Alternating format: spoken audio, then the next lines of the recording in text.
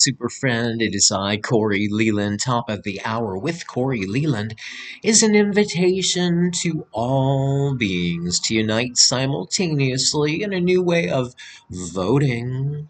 Not for a candidate, of course, but for our shared spiritual reality, to open up to receive God's healing grace, the forgiveness, which is synonymous with healing, for our hypnotized belief that we are mere flesh, blood and bones in a world of illusion and struggle.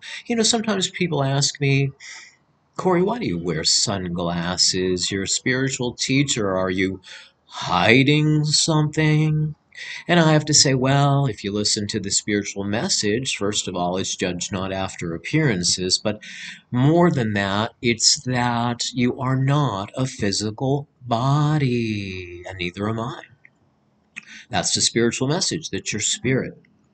So interesting that Adam and Eve were hiding behind a rock, afraid that God was going to punish them because they ate from the tree of the knowledge of opposites, good and evil, duality. And that's what this world is. It is the realm of duality, opposites. So where there's flesh, there's spirit. Where there's bad, there's good, sick, well, ultimately living and dead also are opposites. We need to put that apple back on the symbolic tree and choose heaven together as a species. And I'm suggesting at the top of each hour is a good way to remind you that consistency adds up, and we're using time for an eternal purpose because we want thy kingdom come as an invitation to dissolve the human world in favor of your spiritual reality. Divine identity is not flesh and bone and blood. It doesn't exist in time and space, and we're buried in the dream world of the material universe, struggling.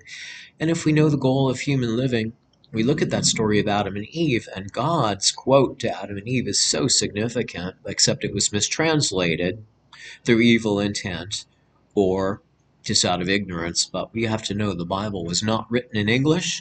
It's been translated down through the many centuries from language to language to language, and somebody had to choose that word. When God says to Adam and Eve, they're afraid punishment is coming, he says, who told you you were naked, is the Bible quote. But I think that's wrong. I think it was supposed to be, who told you you were physical?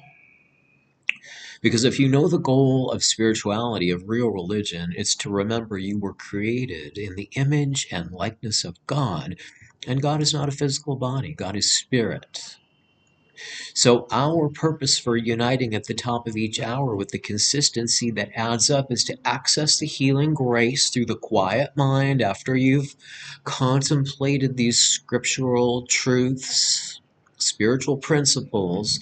You access the healing grace, and its entire function is to dissolve the false sense of self, the mortal sense of self, which deserves no faith, it's completely unreal, to become aware of yourself as spirit. So who told you you were physical? If you know that God is telling you that, and that his will is that you remember you are only spirit,